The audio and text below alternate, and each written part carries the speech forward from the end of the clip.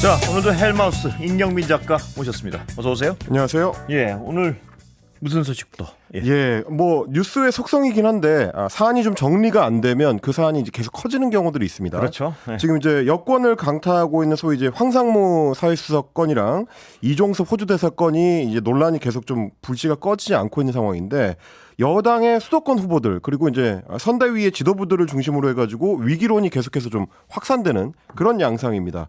오늘은 서울 동대문 의뢰 후보로 출마한 김경진 전 의원이 대통령을 향해서 직접 읍참 마속을 해달라라는 이야기를 꺼냈습니다. 이종섭 주 호주대사를 일단 소환을 하고 그리고 황상무 대통령 시민사회수석은 사퇴를 해야 된다라는 얘기를 한 건데 이걸 만약에 대통령실에서 수용하지 않을 경우에는 수도권 선거 폭망할 수도 있다라는 굉장히 좀 극단적인 표현까지 사용을 했습니다. CBS 라디오 김현정의 뉴스쇼에 출연해서 한 얘기인데 직접 좀 들어보시겠습니다. 들어볼까요? 이게 충돌이 네. 끝까지 가면 네. 예전 옥새 파동처럼 될 수도 있다는 얘기가 있어요. 그러니까 할 말을 했는데 그걸 또 정해서 대통령실에서 수긍을 해주고 뭐 이렇게 되면 이게 해피엔딩이지만 네. 끝까지 파열음이 나면 이게 예전 옥새 파동처럼 선거 폭망이죠, 뭐. 그죠? 네. 지금은 대통령실이 수용해야 될 때라고 보십니까? 그렇습니다. 그리고 아, 이게 수용이 만약에 안 된다면 예. 대통령실은 이게 행정부 운영의 동력을 많이 잃게 될 것이고 그러면 대통령께서도 본인이 꿈꾸는 대한민국의 미래가 있을 거 아닙니까? 예. 그거를 할 수 있는 기회 자체가 음흠. 아마 없어질지도 모르겠습니다. 상당히 직설화법으로 얘기를 했는데. 그렇습니다. 예. 국정 운영을 제대로 할 수 없는 상황이 될 수 있다라는 이제 뭐 사실상 이제 경고거든요. 그래서 사실 김현정 앵커가 꺼낸 얘기도 이제 옥새 파동이라는 언급을 했는데 이제 2016년 총선 당시에 여당 대표였던 이제 김무성 대표하고 박근혜 대통령이 직접 충돌을 하면서 이제 결과적으로는 총선에 굉장히 큰 악영향을 미쳤던 이제 그런 사례를 지금 이제 여권에서는 꺼내고 있고요. 오늘 아침에 보시면 이제 조선일보나 동아일보 같은 보수 매체들도 2016년에 그 사건을 거론을 하면서 여당하고 이제 대통령실이 직접 충돌하는 거를 좀 피해야 된다. 이제 이런 언급들을 하고 있습니다. 자, 어제까지는 대통령과 한동훈 위원장의 약간의 긴장감이 예. 나오더니 이제 대통령과 어떤 당과의 긴장감이 더 부각되는 것 같습니다. 그렇습니다. 예. 좀 이제 갈등 양상이 어떻게 보면 좀 확산되는 양상인데 한동훈 비대위원장 같은 경우에 어제 입장에서 이제 물러나지 않고 오늘도 같은 입장을 거듭 밝혔습니다. 이종섭 주 호주대사 그리고 황상무 대통령실 수석의 거취가 빨리 결정돼야 된다라는 기존 입장을 이제 기자들 앞에서 재차 강조를 했고요. 본인의 입장이 바뀌지 않았다라는 점을 네. 강조를 했습니다. 그리고 오늘 선대위 발대식에서는 이런 언급을 했습니다. 정부와 집권 여당은 조금이라도 오만하거나 국민 앞에 군림하려는 모습을 보였을 때 감당할 수 없는 큰 위기가 왔었다라고 이야기를 한 건데 그 얘기는 곧 지금의 정부나 혹은 집권 여당이 오만하거나 군림하려는 모습으로 보일 수도 있다라는 이제 걱정이 좀 섞여 있는 그런 얘기로 보이고요. 어떻게 보면 이제 정부를 향해서 일종의 좀 타협책을 위한 또 당부를 하는 그런 걸로 해석될 수도 있을 것 같습니다. 이게 모양새가요. 대통령을 향해서 예. 한동훈 위원장한테 당의 여러 관계자들이 김은혜 의원 등등이 당신이 한번 얘기해봐 쿡쿡 찌르는데 네. 한동훈 위원장은 한번 얘기는 해봤는데 네. 시도 안 먹히고 그렇습니다. 다시 한번 얘기하는데 정면으로 부닥치고 싶진 않은 것 같아요. 그렇습니다. 왜냐하면 그 도스태핑 안 하고 하는 거 보면 예. 그러니까 한 두 번 얘기하고 지금 약간 망설이는 상황이고 이 선거 나선 분들은 큰일 났네 이런 상황 같아요. 대통령은 연일 경로한다 그러고요. 소위 이제 1차 유난 갈등 때도 사실 비슷한 양상이었거든요. 그때도 이제 소위 디올백 논란, 김건희 여사의 디올백 논란 관련해 가지고 한동훈 비대위원장이 말을 꺼내긴 했지만 직접적으로 대통령한테 이제 이렇게 해달라 저렇게 해달라 하기보다는 좀 간접화법으로 돌려서 얘기하는 그렇습니다. 방식. 근데 이제 이번에도 마찬가지입니다. 직접적으로 뭐 사퇴를 시켜달라, 뭐 해임을 해달라 이렇게 얘기하기보다는 돌려 말한 다음에 한 번 더 완고어법으로 이제 강조하는 방식인데 여기에 대해서 대통령실의 입장이 여전히 완고하다는 게 문제입니다. 완고한 걸 넘어서서 어제 우리 장성철 소장 나와서 말씀하시고 이런 거 보면 경로했다는 거 아니겠습니까? 경로에서 네. 수석들이 경로하는 걸 보고 그 관련 정치인들에게 전화를 해가지고 당신 그만하시오 뭐 이런 식으로 얘기했다는 전언이에요. 그런 전언도 있었고요. 예. 오늘 아침에 보면 이제 동아일보 보도 같은 경우는 어제 나왔었던 굉장히 강경한 대통령실 관계자들의 발언들을 두고 언론들이 해석하기로는 예. 마치 대통령의 발언을 직접 받아 적어서 옮기는 것 같았다라고 이야기를 하고 있습니다. 그러니까 이제 다시 말해서는 경로했다는 건 분명한 사실이고 그걸 그렇습니다. 어떤 방식으로든 예. 직간접적으로 그게 이제 표출이 되고 있다라는 뜻일 거고요. 그러면 지금 이제 여당에서 건의하고 있는 내용을 받아들일 가능성이 아직까지는 높지 않다라는 얘기가 될 것 같습니다. 그러니까 지난번 말씀하셨지만 지난번하고 모양새가 비슷해요. 뭐냐면 한동훈 위원장 돌려 말하고 그렇습니다. 들어줬으면 좋겠다고 어떤 찔러보듯이 말하면 대통령실 경로. 그렇습니다. 그다음에 누굴 통해서 그때는 경질 얘기까지 나왔었죠. 네.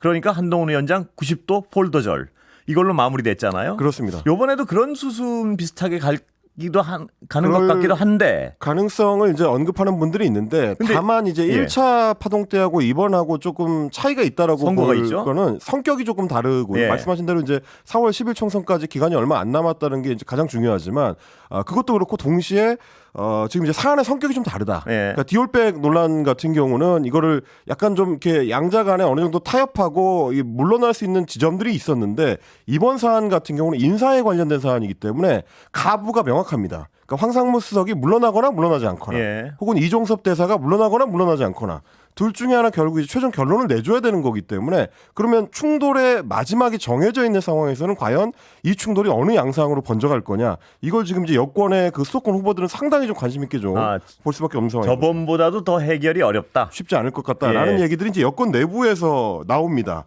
그리고 추가로 여기에 이제 또 누가 껴 있냐면 고위공직자 수사처 공수처가 껴 있습니다. 오늘도 공수처가 입장을 냈는데 엊그제 저희가 전해드렸던 내용 대통령실하고 직접 충돌하는 양상 이게 오늘도 마찬가지였습니다. 이종섭 대사의 출국금지 해제를 놓고 대통령실에서는 공수처가 허락했다. 라고 했는데 공수처가 맞바로 거기에 대해서 우리는 그런 거 허락한 적 없다. 법무부에 대해서도 반대 입장을 표명했다라고 맞받아쳤었거든요. 오늘도 공수처 관계자가 이제 기자들을 만났는데 어제 대통령실 입장문이 나온 뒤에 많은 기자들이 전화를 해가지고 예. 공수처가 기존에 했던 말하고 다르지 않느냐. 대통령실 입장을 들어보니까 이거 뭐 허락을 해줬다고 하는데 이게 어떻게 된 거냐라고 물어보더라. 예. 그래서 공수처 관계자가 오늘 한 번 더 사실관계를 밝혔습니다. 사실관계를 바로잡지 않을 수 없었기 때문에 어저께 반박하는 입장을 낸 거다. 국민들에게 거짓말하는 모양새가 되면 안 된다고 생각했다. 예. 이렇게 직접적으로 얘기했습니다. 그러니까 어제 공수처의 입장 발표는 거짓말하지 않기 위해서 사실을 밝힌 것이다. 라는 얘기가 되는 거고요.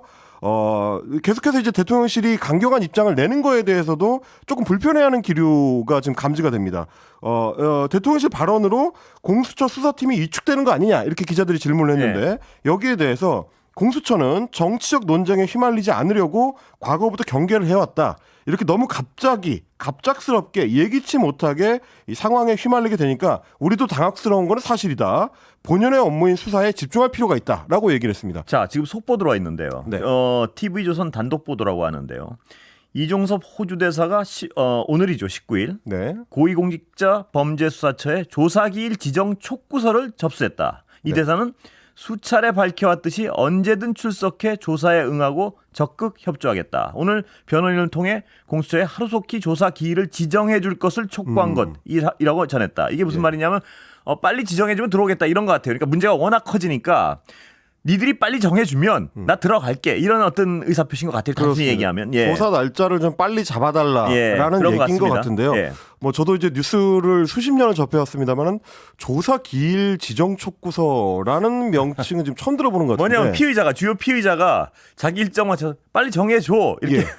글쎄요. 이것도 좀 예. 처음 들어보는 양상이고 뭐 저희도 이제 몇 번 말씀을 드렸습니다만 조사나 수사라는 거는 어쨌든 순서가 있는 거거든요. 그렇습니다. 예. 공수처에서 이제 수사 일정을 잡을 때는 기본적으로는 소위 이제 하단에 조직으로 치면 이제 하단에 있는 실무자들부터 수사를 해서 위로 조금씩 올라가는 게 정상적인 수사 절차입니다. 그래야지만 이제 최종 단계에 있는 책임자를 부를 때 수사 자료를 증거를 충분히 확보한 상태에서 질문할 수 있는 거기 때문에 보통 그런 절차를 거치거든요. 근데 지금 이제 공수처의 수사 양상을 저희가 지금 몇 개월째 쭉 보면 아직도 실무자들 수사가 충분히 되지 않은 상태로 알려져 있는 상태이기 때문에 당장 이종섭 대사를 부르더라도 자세한 내용을 수사하기가 좀 쉽지 않을 텐데 이렇게 일방적으로 수사 촉구를 한다고 해서 그 일정을 맞춰줄 수 있을까? 좀 그런 의문은 좀 듭니다. 그리고 기본적인 건 방금 언급하셨지만 수사를 하는 쪽에서 예. 이 정도 수사가 이루어지고 이 정도 하면 이제 들어오소 이렇게 얘기를 해야 되는데 그렇습니다. 이거 주요 피의자가 나 지금 빨리 불러줘 이거 아니에요. 그렇습니다. 그것도 순서상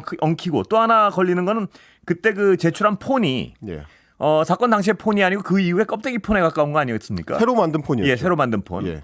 그거라도 빨리 제출을 하면 수사가 진척될 텐데요. 그 그렇습니다. 논란을 예. 뭐 기왕이면 이제 그 당시에 사건 당시 사용하고 있었던 폰을 제출할 수 있으면 제일 좋을 거고요. 예. 그리고 사실 이제 그 수사 기일 같은 거는 뭐 기억하실지 모르겠지만 송영길 전 민주당 대표 같은 경우도 본인이 검찰에 직접 출석을 해가지고 나 오늘 수사받겠다, 조사받겠다라고 몇 차례 찾아갔었거든요. 예. 그때도 검찰이 뭐라고 했었냐면 수사 기일이라는 거는 절차에 맞춰서 그렇죠. 진행을 하는 거고 예. 우리가 지정을 하는 거지 본인이 원한다고 오늘 당장 조사를 할 수는 없다. 그렇게 해서 이제 입구에서 돌려보낸 적이 몇 차례 있었습니다. 예. 같은 상황을 대입을 해보면 이종섭 대사가 나 빨리 수사를 해달라라고 한다고 해서 공수처가 거기에 따를 수는 없을 것이다. 자, 이종섭 대사 문제는 이런데요. 네. 보다 약간 상대적으로는 좀 쉬워 보이는데 황상무 수석 처리 같은 경우에는 그렇습니다. 어떻게 돼가고 있습니까? 지금 그것도 또 맘대로 안 되는 것 같아요. 당의 입장에서 보면. 이 사안도 지금 여당에서 요청하는 대로는 안 되는 것 같습니다. 오늘 이제 황상무 수석 본인이 예. 뉴데일리라는 이제 인터넷 매체하고 일종의 인터뷰를 했는데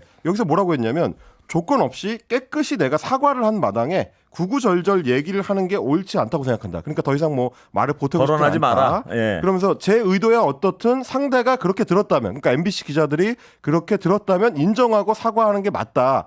더 불거지지 않기만을 바란다라고 이야기를 했습니다. 이 얘기는 더 이상 이 문제가 거론되는 것을 원하지 않는다라는 얘기인 안 거고요. 물러서겠다는 얘기죠. 본인 스스로는. 그렇습니다. 절대. 이렇게 예. 되면 이제 이 정도에서 덮자라는 얘기로도 네. 또 해석이 될 수 있는 거기 그렇습니다. 때문에 예.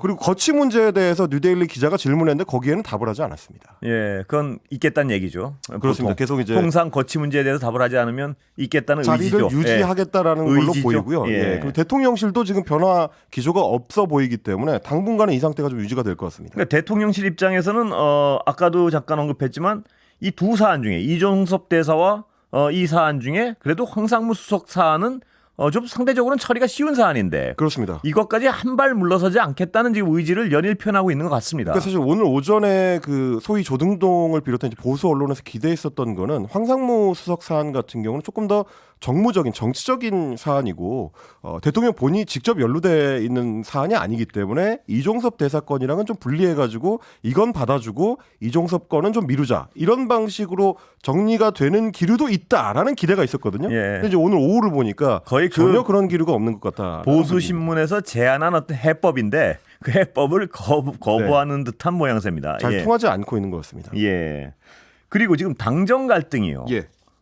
이런 문제뿐만 아니고 어떤 공천 문제에서도 계속 되는 것 같습니다. 보니까. 그렇습니다. 예. 특히 어제 발표된 국민의힘 위성정당 국민의 미래죠. 국민의 미래의 비례대표 후보 명단을 둘러싸고 또 하나의 갈등선이 좀 부각이 되고 있는데 한동훈 비대위원장이 꾸린 그 비대위에 속해 있는 김예지 의원 예. 지금은 이제 국민의 미래로 옮겨가 있습니다만 김예지 의원 거기다가 이제 한지아 을지의과대학 부교수 이 두 사람이 다 당선권인 15번과 12번에 배치가 됐습니다. 예. 뭐 20번까지를 통상 이제 국민의힘 같은 경우는 당선권으로 보고 있는데 그러다 보니까 이 사람들이 사실상 그 친한 공천을 받은 거 아니냐라는 문제 제기가 한 축이 있고요.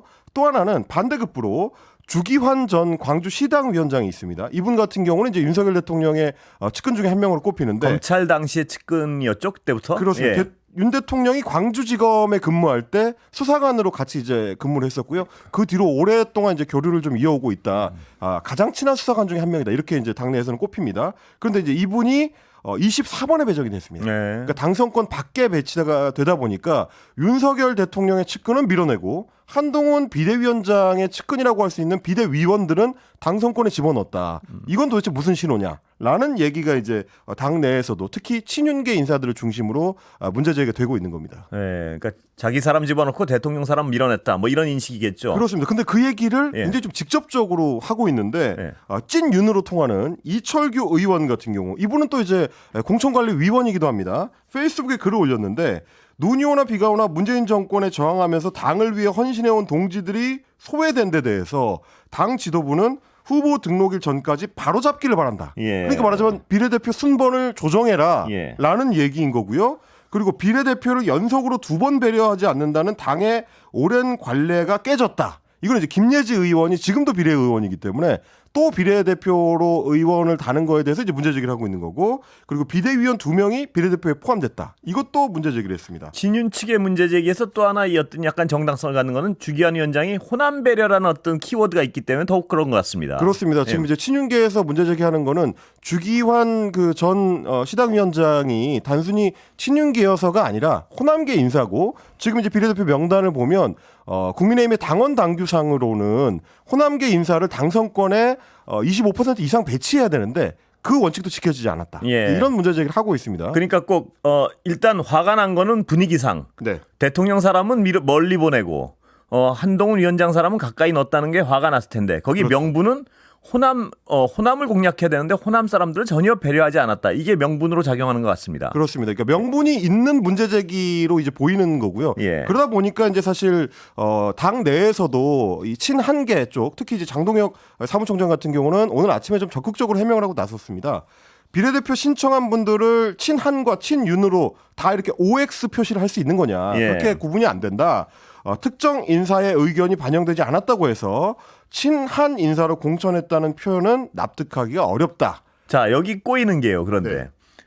한동훈 위원장은 흡사 이건 보도인데요. 본인의 마음을 알 길이 없으니까 본인이 어떤 하나의 스피커 역할을 하는데 피로감을 느낀다. 그래서 도스태픽도 그만뒀고 네. 뭐 이런 얘기가 있는데 거기다 한동훈 위원장이 약간 이래서 혼자 그 일을 대통령실과 어떤 부딪히는 일을 좀 거부감을 갖고 있다. 혹은 네. 부담스러워하고 있다. 이런 어떤 전언이 많아요.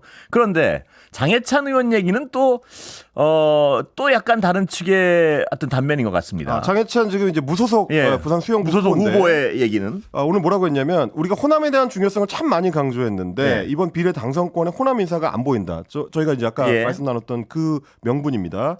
우리 당이 그동안 호남을 위해서 노력을 많이 해왔기 때문에 한 번 더 고민해볼 지점이 있는 게 아닌가 싶다라고 이야기를 하면서 사실상 이제 주 전 위원장의 문제를 거론한 셈인데 이 뭐 제가 아까 말씀드렸던 그 당원 당규상 25% 이상을 배려해야 된다라는 게 원래는 김종인 비대위원장 시절에 만든 예. 당원 당규거든요. 그걸 지금 이제 친윤계에서 이제 가져다가 이제 명분으로 삼고 있는 양상이라서 굉장히 좀 아이러니해 보이긴 합니다. 그런데 이 장해찬 의원의 그거보다도 이 네. 장해찬 의원이 장해찬 후보, 무소속 예. 출마하면서 네. 대통령실과 흡사 교감이 있었던 것처럼 말을 하고 다녀요 지금. 예. 오늘 아침에 이제 김태현의 정치쇼 그 SBS 라디오 프로그램에 출연을 해가지고 용산 대통령실이라든지 혹은 여당 지도부하고 탈당 전에 일종의 교감이 있었던 것 같은 느낌의 발언을 좀 했습니다. 예. 정확하게 그 말은 아닙니다만 어떤 식의 발언이었는지 직접 들어보시겠습니다. 예, 들어보시죠. 무소속 출마에서 가장 중요했던 건 저와 함께 해주셨던 그리고 경선 과정에서 저를 선택해 주셨던 우리 수영구 주민과 당원 여러분의 민심이었다라는 말씀을 드리고 대통령실뿐만이 아니라 당 지도부 지금 비대위와도 제가 뭐 연락을 안 하는 사이였겠습니까? 불과 공천 취소 직전이 나기 전 그 직전까지도 뭐 제가 굳이 밝히지 않겠습니다만 주요 핵심 관계자들이 연락을 해오고 저에게 이런저런 메시지를 내달라 부탁하고 제가 그러면 하루 전까지도 우리 당을 위해서 비대위에서 원하는 대로 민주당을 공격하고 이런저런 이슈에 목소리를 내고 하는 그런 견마지로를 다해왔습니다. 자, 장해찬 후보 얘기를 좀 계속하면요. 장해찬 후보 같은 경우는 어쨌든 이제 조금 전에 들으셨던 내용대로라면 본인이 용산 대통령실이나 혹은 이제 당 지도부하고도 여전히 좀 교류를 유지하고 있다. 특히 무소속 출마를 하면서까지 어떤 교감하에 한 것처럼 얘기를 했어요. 어느 일정 부분은. 그렇게 들릴 예. 수도 있는. 예. 그러니까 뭐 사실 이제 무소속 출마하는 입장에서는 그런 부분이 좀 간절하긴 할 겁니다. 본인의 어떤 무소속 출마의 정당성을 강조하기 위해서는 이게 이제 나 혼자만의 영달을 위한 게 아니고 뭐 당이라든지 어떤 당의 중심부하고 일종의 이제 교감 끝에 내린 결단이다. 뭐 이렇게 이제 포장해야 될 필요가 있기 그래야지 때문에. 어떤 배신자 프레임에서 벗어날 수 있고요. 그렇습니다. 예. 그리고 이제 부산 수영구 같은 경우는 이제 워낙 그 보수 정당에 대한 지지세가 강한 곳이기 때문에 소위 이제 그 민주당 후보의 당선 가능성에 대한 부담이 조금 덜한 지역이기도 해서 그 부분을 강조하는 것 같고요. 예. 한동훈 비대위원장 같은 경우는 사실은 무소속으로 탈당을 해서 나가가지고 당선이 돼봐야 복당시켜주지 않을 거다라는 점을 여러 번 강조를 했었거든요. 장해찬 의원의 과장인 듯한데 그 네. 과장에 따르면 그런 시나리오까지 다 교감을 했다. 뭐 이런 식으로 과장을 하고 싶은 것 같아요. 뭐 그렇게 보니까. 들릴 수도 예. 있는 건데 한동훈 비대위원장은 거기에 이제 계속 선을 그어왔는데 그렇습니다. 오늘 예. 이제 라디오 인터뷰에서 장해찬 후보 같은 경우는 역대 모든 총선에서 부득이하게 무소속으로 나갔다가 살아 돌아온 사람들 복당이 안 된 전례가 단 한 번이라도 있었냐라고 이제 이야기를 하면서 본인은 당선되고 복당하겠다라는 뜻을 다시 한번 강조를 했습니다. 예.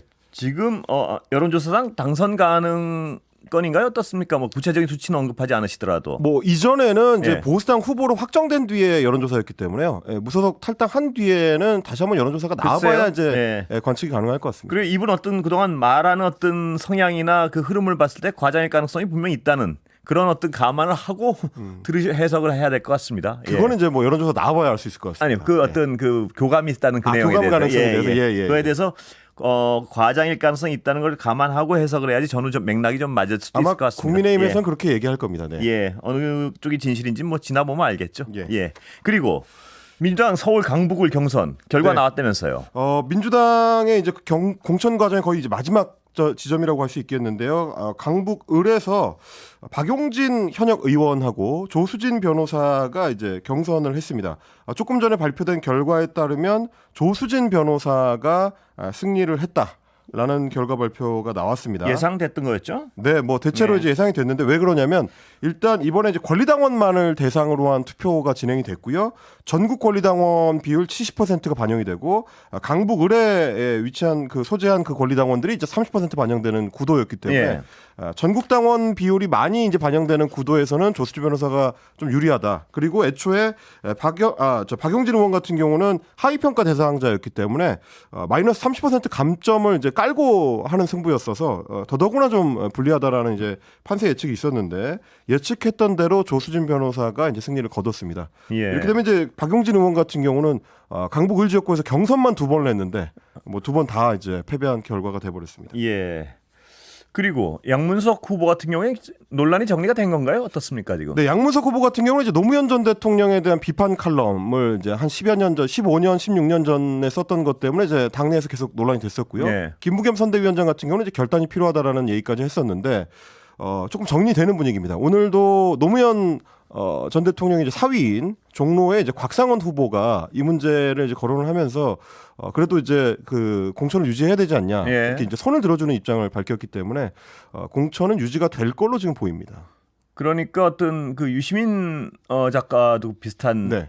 말씀을 하고요. 그리고 저희도 사실 지난번에 다룰 때 제가 그 말씀을 한번 그렇습니다. 드렸었는데 기존에 이제 제기됐던 정봉주 전 의원 건하고는 조금 성격이 다른 것이 2008년 그 당시만 하더라도 어쨌든 권력자를 향한 일종의 이제 비판적인 칼럼이다라고 평가할 수 있는 부분이 있기 때문에 다른 막말이 추가로 나오지 않는다면 공천 유지될 가능성이 높다고 전망을 했었지 않습니까? 뭐 거의 그대로 흘러가는 것 같습니다. 그러니까 어떤 노무현 대통령에 대한 비판은 당시 FTA를 비판하는 진보 진영에서 많은 분들이 FTA를 비판했는데 네. 그 어조가 너무 어떤 좀 격하고 네. 비열을 좀 표현한 쓰고, 예. 방식이 좀 그래서 그렇지 격하다. 그 비판 자체는 그건 용납이 돼야지 민주사회겠죠. 그거는 네. 뭐 객관적인 입장에서 뭐 이재명 대표도 그런 입장을 거듭 밝히고 있습니다. 예. 자, 이재명 대표 재판 문제 좀 짚어볼까요? 예. 이재명 대표 재판 같은 경우는 지금 이제 총선 유세 때문에 계속 좀 미뤄지고 있습니다. 네. 오늘도 대장동 관련된 재판이 있었는데 강원도 유세 때문에 이제 불출석을 했고요. 그러다 보니까 이제 재판부 입장에서는 공판을 계속 연기할 수가 없다. 이런 식으로 계속 출석을 하지 않으면 강제 소환을 고려할 수도 있다라는 얘기까지 하고 있는 상황입니다. 이 대표 측 변호인들은 다음 달 10일이 이제 총선이니까 그때까지만 좀 불출석을 허용해달라라는 요청을 했는데 재판부에서는 이 정치적 입장을 고려해가지고 재판 진행할 수는 없다. 예. 이렇게 또 이제 반대를 하고 있는 상황입니다. 자, 마지막으로 짧게 의료계획 얘기를 좀 짚고 넘어가면 강공했다 약간 타협한 듯 했다가 다시 강공으로 돌아선 것 같습니다. 정부는. 예. 네, 의대 교수들 그러니까 이제 소위 이제 5대 병원의 의대 교수들이 사직서를 집단으로 제출하겠다는 입장을 이제 거듭 밝히고 있어서 이 충돌이 좀 오래 갈 것 같습니다. 오늘은 연대 의대 교수들이 비대위를 열어가지고 전원 집단 사직을 하겠다. 예. 대통령도 의료개혁은 국민의 명령이다. 물러설 뜻이 없음을 밝혔고요. 그렇습니다. 예, 여기까지 이렇게 되면 이제 하겠습니다. 충돌이 계속 이어질 것 같습니다. 예. 오늘 여기까지 듣겠습니다. 임경빈 작가였습니다. 고맙습니다. 들어가세요.